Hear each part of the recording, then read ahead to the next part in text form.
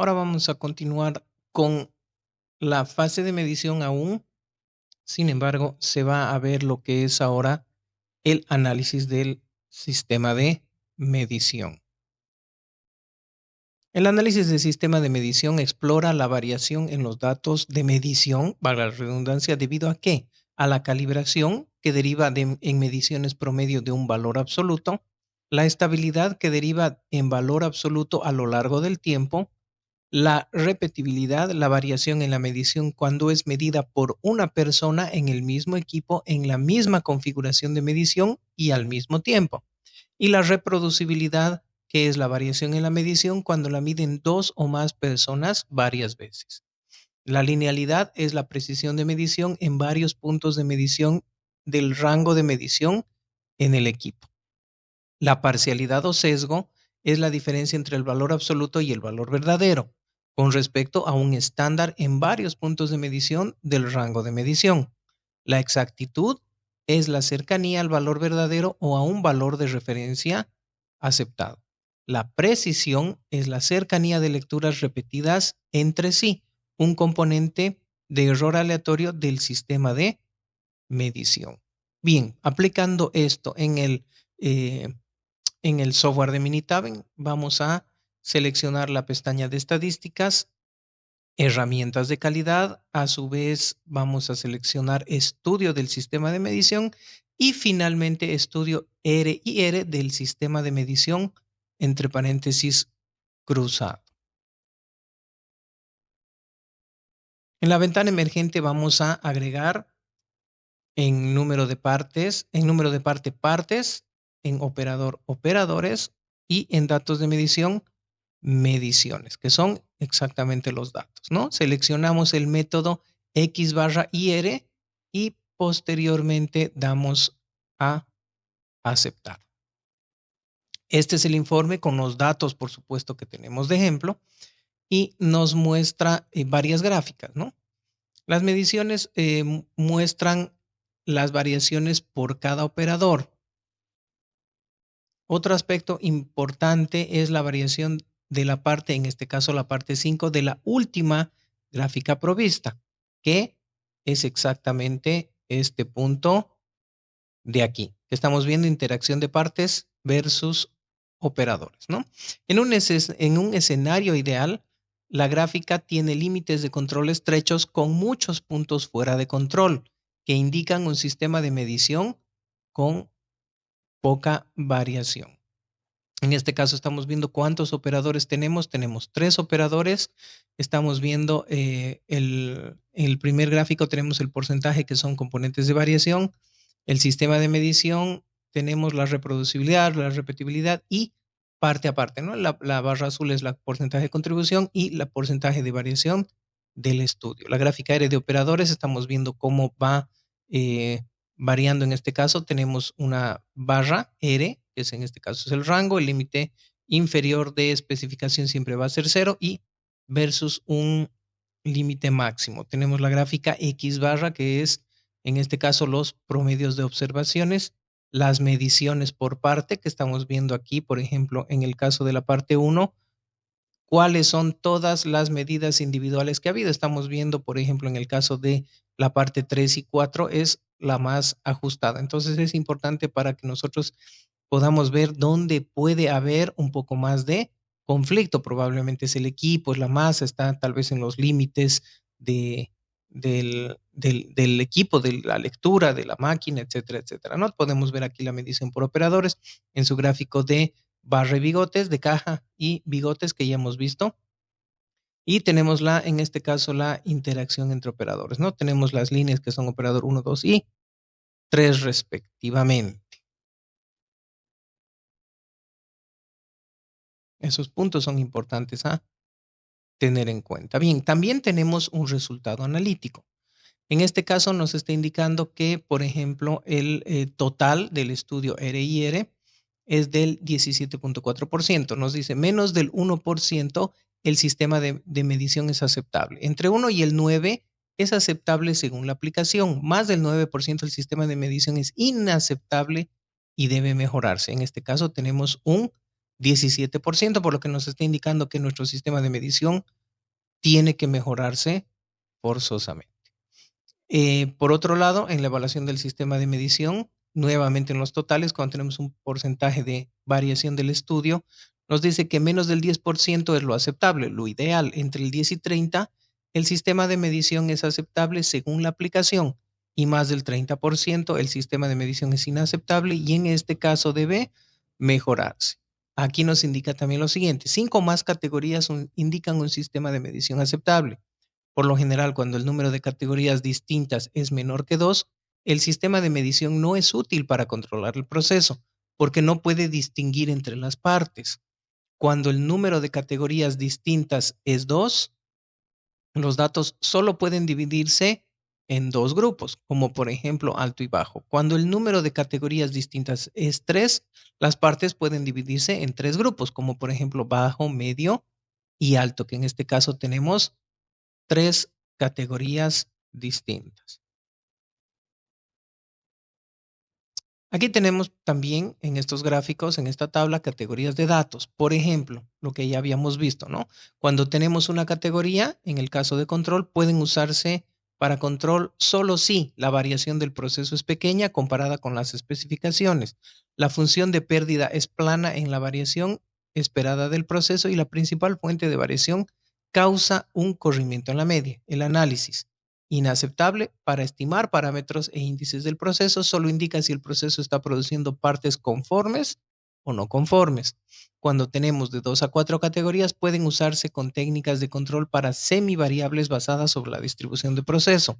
Pueden producir gráficas no sensibles de control de variables.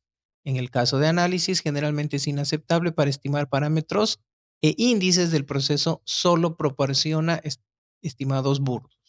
Y en el caso de 5 o más categorías, que es lo que queremos, pueden usarse con gráficas de control de variables y en el análisis son recomendadas. Errores a evitar durante un análisis de sistema de medición.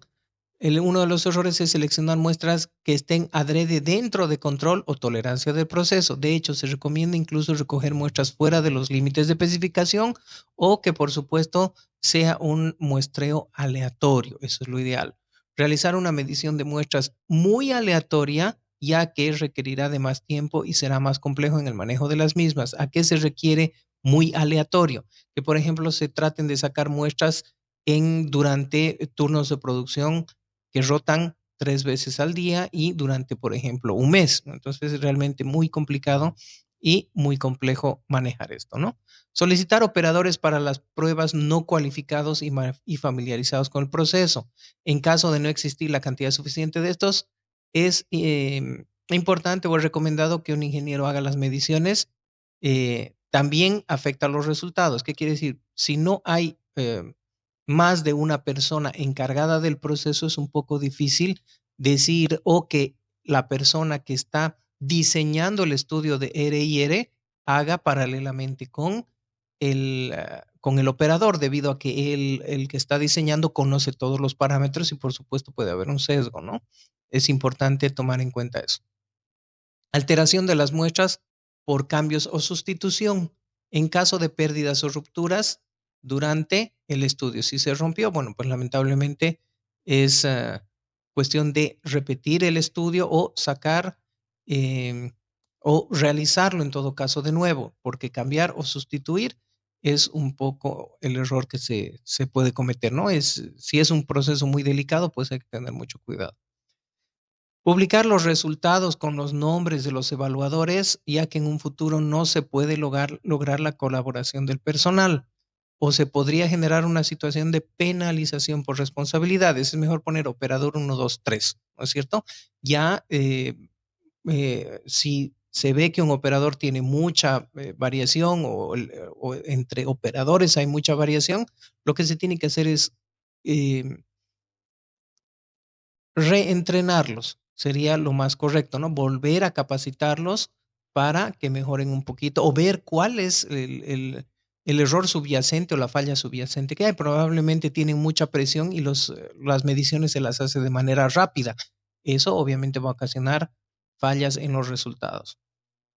Otro error, suponer que los resultados son válidos todo el tiempo, que si nos salió bien el estudio de R&R, toda la vida va a ser válido. Entonces, es bueno que se puedan validar periódicamente. ¿Cuál es la frecuencia? Por supuesto, depende de el desgaste, el uso, la frecuencia, el cambio de operadores que se vayan a hacer, ¿no?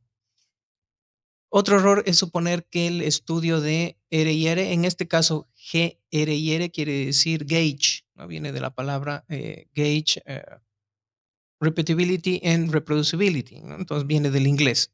De todas formas, R&R es lo más conocido. Suponemos que el estudio realizado en un equipo o instrumento específico es el mismo que para todos los demás equipos o instrumentos de ese tipo. Tampoco. Se tiene que tener en cuenta que si se tienen otros equipos, pues no va a aplicar a esos otros equipos, ¿no? Es importante hacerlo para cada uno. Para un informe de linealidad y sesgo, con la ayuda del Minitab, nosotros vamos a la pestaña de estadísticas, herramientas de calidad, nuevamente buscamos estudio del sistema de medición y seleccionamos estudio de linealidad y sesgo del sistema de medición. Posteriormente, en la ventana emergente, nuevamente se coloca el número de parte, los valores de referencia, que es el valor estándar, y los datos de medición, que es la medición que vamos a tener. Podemos evidentemente ver en cada una de las pestañas del ejemplo cuáles son los datos que tenemos. Bien, muy parecido, no idéntico, un poco parecido a lo que es el estudio de normalidad que hemos visto, ¿no es cierto? Está dentro de dos curvas con una cierta linealidad. No es idéntico, no confundirse.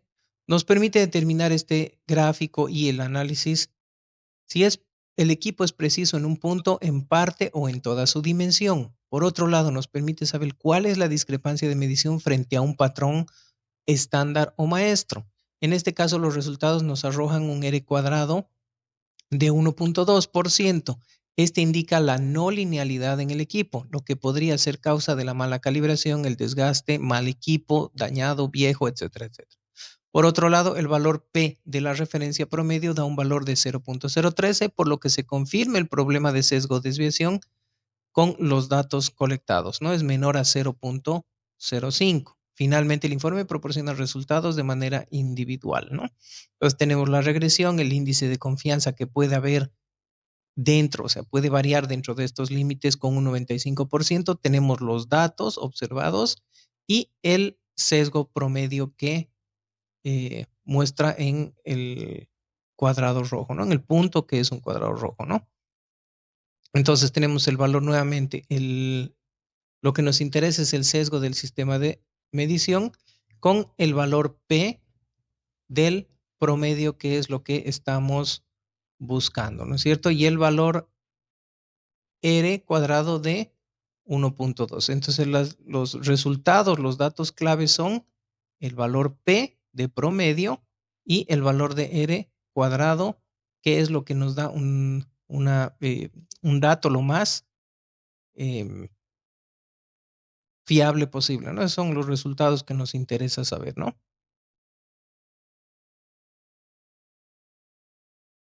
Bien, nuevamente pasando o reforzando un poquito lo que son los valores clave. Cuando más cerca del cero la pendiente de la línea ajustada, mejor será la linealidad del sistema de medición.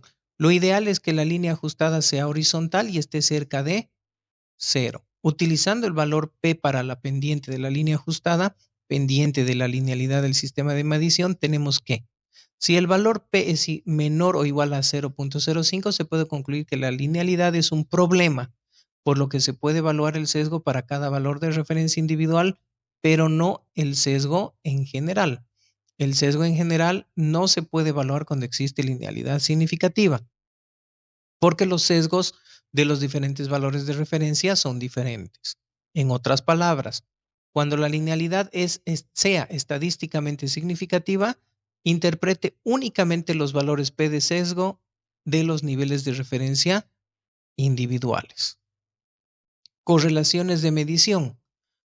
Los siguientes son los pasos a llevar un análisis de regresión lineal con la ayuda del software Minitab. Seleccionamos la pestaña Estadística, Regresión gráfica de línea ajustada e ingresamos los datos de cada equipo, que en este caso tenemos el equipo A y el equipo B. El análisis permite determinar si la variación proviene por causas originadas entre dos equipos diferentes en la misma etapa de la linealidad de producción, vale decir equipos que realizan la misma función. En este caso se observa que el valor P es menor a 0,05, por lo que estadísticamente existe una asociación de datos. El valor R cuadrado o R al cuadrado nos indica, es lo mismo muchas veces escribir así que R cuadrado, ¿sí? Eso es importante. En este caso, obviamente, tenemos ver cómo se está graficando en el análisis, ¿no? En la parte analítica. Esto nos indica que al ser cercano al 100%, los puntos individuales están prácticamente dentro de la línea ajustada, por lo que no existe variación entre estos dos equipos o no son causa de variación. Ahora pasando a el análisis de concordancia de atributos o Assessment Agreement con la ayuda del software Minitab. Buscamos la pestaña Herramientas de calidad, análisis de concordancia de atributos. Recuerde que en este análisis todos los datos son por atributos, que quiere decir no son datos continuos, no son mediciones, son estimaciones, en este caso ordinales, del 1 al 5, que puede ser, por ejemplo, muy en desacuerdo, ni de acuerdo, ni en desacuerdo, muy de acuerdo y de acuerdo, por ejemplo, ¿no? Entonces eso quiere decir es ordinal, tiene un orden y cierta jerarquía, ¿no? Este ejemplo se ha extraído exactamente del software de Minitab y en este caso se coloca nuevamente como indica el gráfico, muestra, evaluador, etcétera, etcétera, ¿no? Aquí podemos ver, por ejemplo, cuáles son los resultados obtenidos o la calificación obtenida en base a un estándar de 4 operadores o evaluadores. Podemos ver que en el caso de Eric es el que tiene las respuestas menos consistentes versus a, por ejemplo, el estándar que se ha colocado, ¿no es cierto? Entonces, podemos ver que en este caso Amanda es la que tiene evidentemente mucho más concordancia, ¿no? En este caso hay que tener en cuenta lo siguiente. La tabla por evaluador indica si las clasificaciones de los evaluadores son consistentes, pero no si las clasificaciones concuerdan con los valores de referencia, que es en el caso de individual por evaluador. Las clasificaciones consistentes no necesariamente son clasificaciones correctas. Eso tenga en cuenta.